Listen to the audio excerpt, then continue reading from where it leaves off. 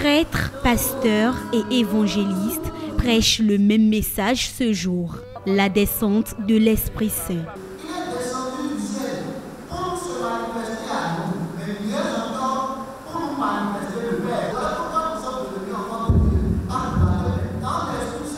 Comme les Juifs, les chrétiens célèbrent la Pentecôte 50 jours après Pâques. C'est un jour qui marque l'acte de naissance des deux religions. Les Juifs commémorent le jour où Moïse reçoit les 10 commandements. Les chrétiens, eux, celui où les disciples de Jésus-Christ reçoivent l'Esprit Saint. Depuis l'ascension de notre Seigneur Jésus-Christ, Jésus lui-même a promis la descente du Saint-Esprit selon ce que Dieu le Père avait déjà prophétisé par le prophète Joël dans Joël 2 à partir du verset 28. Aujourd'hui, c'est l'anniversaire du Saint-Esprit.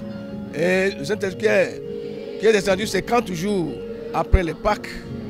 Et pour pouvoir unifier les apôtres qui étaient de différents caractères, le Saint-Esprit est descendu pour les mettre ensemble. Si le message est commun, l'ambiance qui prévaut en ce jour diffère d'une chapelle à une autre. Catholique, christianisme céleste, évangéliste, chacun y va selon son inspiration.